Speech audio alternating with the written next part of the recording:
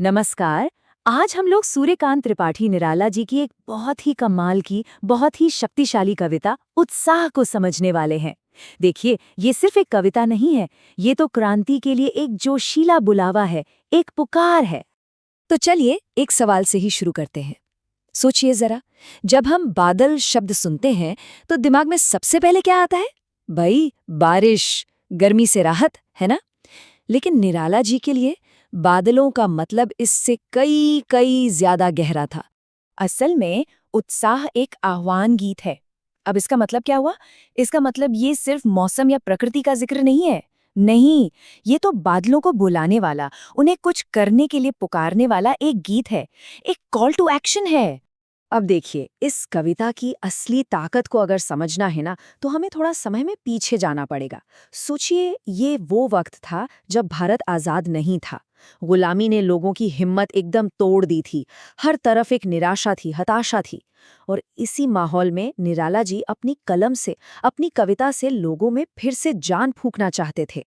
तो ये आह्वान गीत होता क्या है आखिर? सीधी सी बात है, ये एक ऐसी पुकार है जो किसी शक्ति को, किसी ताकत को बदलाव लाने के लिए बुलाती है। और इस कविता में वो ताकत कौन है? वो है बादल। और उन्हें किसी छोटे मोटे काम के लिए नहीं, बल्कि एक बहुत बड़े मकसद के लिए पुकारा जा रहा है। तो निराला जी ना बादलों को दो बिल्कुल अलग-अलग रूपों में देखते हैं। कमाल की बात है ये। पहला रूप तो वो है जिससे हम सब पहचानते हैं, सब जानते हैं। कौन सा? अरे भई, जीवन देने वाला, सबका पोषण करने वाला बादल।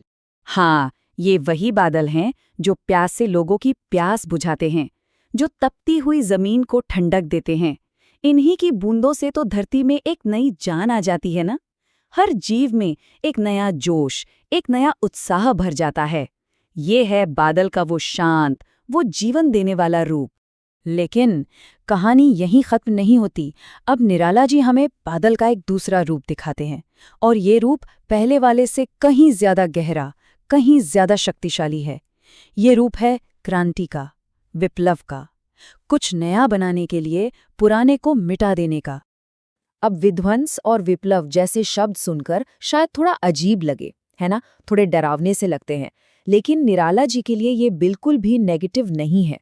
उनका मानना था कि नई कल्पना और नए अंकुरों के लिए जो पुरानी सड़ी गली व्यवस्था है, उसे नष्ट करना जरूरी है।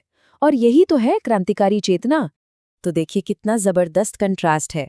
एक तरफ बादल प्यास बुझा रहा है, तो दूसरी तरफ वो लोगों की सोई हुई चेतना को झकझोर रहा है।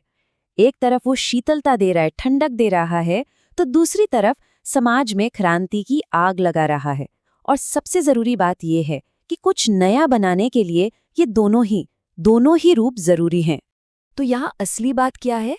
असली बात यह है कि बादल सिर्फ बादल नहीं है, वो एक बहुत बड़ा प्रतीक है, एक सिंबल है। किसका? कवि का और उसकी कविता की ताकत का। वो ताकत जो पूरे समाज में बदलाव ला सकती है। अच्छा, तो ये क्रांति होती कैसे है? प्रोसेस क्या है? देखिए, सबसे पहले कवि एक बादल की तरह अपने नए नए विचारों से गरजता है। अब ये गरज क्या करती है? ये सोए हुए लोगों को जगाती है, उनकी चेतना को जागृत करती है। और बस इसी जागरण से समाज में कुछ नया बनाने का, कुछ नया सृजन करने का रास्ता खुल जाता है। तो इससे एक बात तो साफ हो जाती है, निराला जी के लिए साहित्य, लिटरेचर सिर्फ मनोरंजन का साधन नहीं था। नहीं, वो इसे सामाजिक क्रांति का एक हथियार मानते थे।